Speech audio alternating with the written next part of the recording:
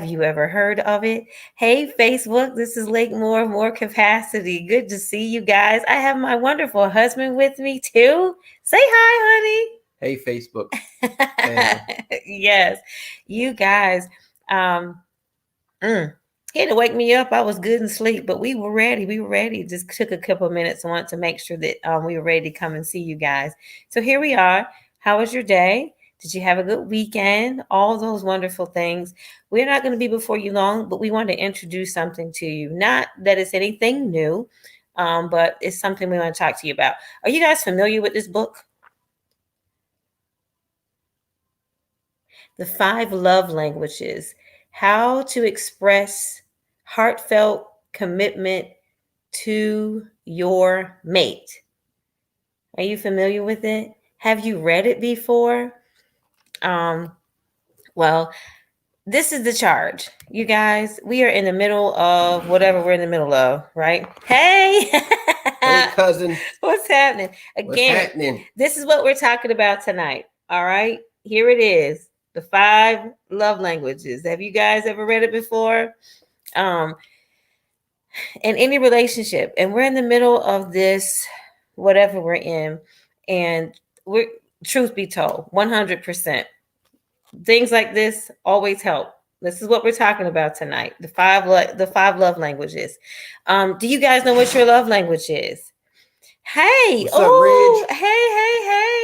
hey, Rich. Hi, Jennifer. Hey, girl, good to see you. Hey, girl. Good to see you.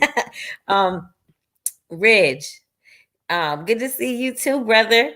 So straight up, do you guys know what your love language is? If you know what your love language is, if you've ever talked about this before, put it in the chat box, and we're gonna start a conversation, because this is the truth, that throughout this pandemic, we've all been around, and our languages are being challenged like no other.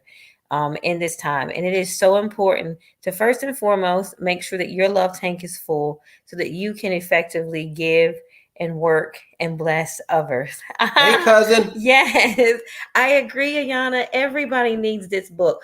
If you have a copy of the book, all right, dust it off. Let's go. Let's go. All right. So we're gonna have a conversation. Please engage. If you're married, and it's not just for somebody who is married, it's for somebody that may be wanting to get married. It's for any relationship. It's just really good to know. And it's also great to revisit. Why? Because we don't know everything. And when you want to be better, then it takes it takes time, and it takes intentional effort to do that. Hey, Instagram. So the first chapter, we start in chapter 1, and we are going to vow to do this together, because I need him, and I we need our I need relationship. you. Thank you, honey. You're welcome. We need our relationship to be whole so that we can be whole for our children, for each other, but also for ourselves. All right, so here we go. If you're coming in, hello, this is what we're talking about. We're talking about the five love languages. Hey, Jill. Crewed up. Patrick. What's up, boy? Ayana, you said yours is acts of service and quality time. I'm not going to tell, we're not, well, he may want to tell his, but we were going to wait and share with you guys. We want you to figure out if you know, if, and as we go through it, if you can guess what it is. Chapter 1 of the book, whether you have it or not, it says, "What happens to love after the wedding?" That silence was on purpose. What happens to love after the wedding? Give you a high, you don't have to have the book. We're gonna walk you through some of it. If you don't have the book, order on Amazon. So next time we have a conversation, you'll be ready to. Very high level overview. In chapter 1, Gary Chapman is a psychologist. He's a wedding counselor, a marriage counselor. So he meets somebody on the airport and they say, "Look, I've been married 3 times. Count them." Yes, 3 times. And he's like, "I don't know what happens. We're in love and everything is going great, and then the next thing you know, something happens and it falls apart."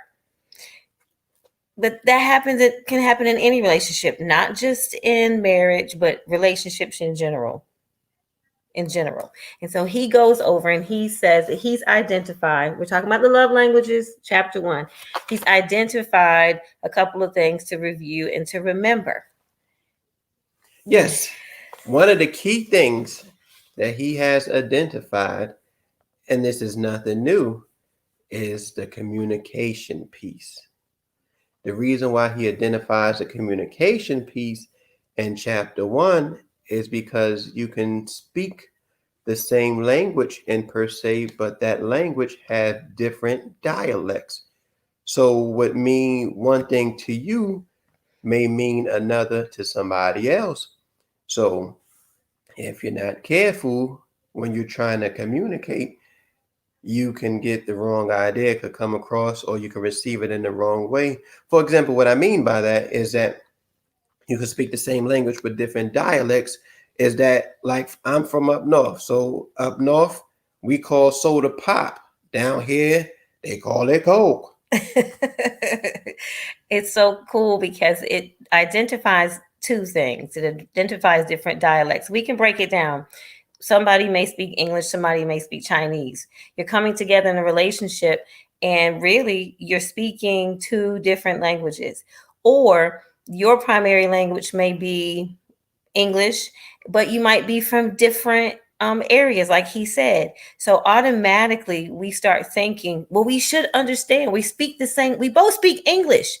So as I'm talking to you, why don't you get when I say that I love you? Or why don't you hear me when I am doing this for you? Why aren't you getting it? Have you ever been frustrated because people just don't get it? Again, you guys be coming in. Hi, Drea. Hey, Drea. This is what we're talking about, the 5 love language. We're on chapter 1. Have you ever said that before? Like, I'm doing this for her and she don't. We open books. Oh, she yeah, don't get it. She don't get it. Like, I'm trying to show her that I love her, that I'm trying to wind and dine. Like, she just the response that I got was like, "Oh, thanks." And I'm like, "Do you know how much time and effort I put into that?" But maybe she didn't understand my language or dialect. So from reading this book, it helps us both understand each other's language and dialect and how we can learn a second language. So if, like she said, for example, if English is your primary language, but you speak Chinese, then I need to take the initiative to learn how to speak Chinese and understand it. So that way, when we communicate, it's effective and I'm able to understand you. So when you're trying to communicate something to me, it's not, something foreign or I'm not lost. And then the other person doesn't get frustrated. Have you ever tried to communicate with somebody and again, you're speaking 2 different languages and it's like, I'm talking to you, or you learn their language, but it's not their dialect. They may speak Spanish, but they may be from Spain and you want to speak to them like they're from Puerto Rico. It ain't the same. It's just not the same. In the book, there's one great example. The man says that he was talking to his wife and he was always affirming her. Oh, you are great. Oh, you're lovely. And I'm so excited to be your husband. Right. And she was like, what? And okay. Right. That does nothing for me. That's called words of affirmation. Words of affirmation. And so he was constantly affirming her, but it was falling on deaf ears because that wasn't what she needed. Right. Oh, right there. What she needed. Oh. But that was his way of communicating or showing the affection per se, which was one of his love languages, was words of affirmation. So he was trying to communicate or get something across, but she wasn't understanding or getting it. The book also talks about this, that the way that we speak or the way that we express love is the way that we received love. Right. And it happens in our childhood. I know sometimes we don't want to talk about that. We don't want to talk about how we bring our childhood into our adult marriages, but it's true. We bring all of that stuff. And the book also mentioned how we can come from different backgrounds, where you could have come from a family that was loving, who gave attention, who, affirmed you, who was affectionate. And then somebody else can come from a family who didn't, provide all those things, such as affection, such as words of affirmation, or such as touch, things of that nature. So it becomes, like, oh, what is this? Like, what are you doing? What are you trying to say? And so again, that's where that communication barrier comes in. This is what we're talking about. And how many times, I know, even for me, you guys, for those of you that may know of me, I'm very touchy feely. Like I love Very touchy feely. I love to hug. It wasn't necessarily what I received. It wasn't what I received, but it definitely was a part of what I needed. And so I would communicate with him that way, and it was like, ooh. Yeah, I was the opposite. I didn't come from, or I wasn't raised where you was, touchy feely or hugs or even words of affirmation. So as she was providing that even before we got married, I was just like, oh, okay, that's cool. And that was her way of saying, yo, dude, I'm down for you. I'm ride or live, not ride or die, but ride or live. And I'm like, okay. But as time went on, I began to understand that that was, some of her love languages and how she was trying to effectively communicate with me. And so at first I didn't understand it. It was just like, okay, you're doing that and Mm. and it was like, listen, I'm trying to catch your attention and you just like it doesn't matter. But again, you put time and effort into it. And one of mine is quality time. Also another one is gifts. And so when she started communicating that way, she got responses because I was like, yes. All right. Jennifer Dunn, see your comment. Completely get it. He talks about it. She said, me and my ex, catch that. Me and my ex both spoke English. Oh, Lord. And after our marriage, they still got a divorce. And he speaks about that too. Last night we talked about that failure, looking at it from a different way. Not saying that there's a failure on anybody's part, because we never know the story of what comes to the decision to part. I don't think anybody goes in to any relationship, especially not in marriage, with the thought that it's not going to be forever. But the encouragement to you is gaining the tools, being whole, and God, however you see fit to move, that you will be ready and healthy and healthy and healthy and whole. And this is one of the tools. So it also talks about what happens when you pretty much receive love in a dysfunctional or distorted way. We want to leave you with this because, again, it can happen from our youth. If there's something going on, there's so many different caveats that can go on behind closed doors. We don't need to go in it tonight. But what happens if you receive love in a distorted way? And then how do you view love going forward?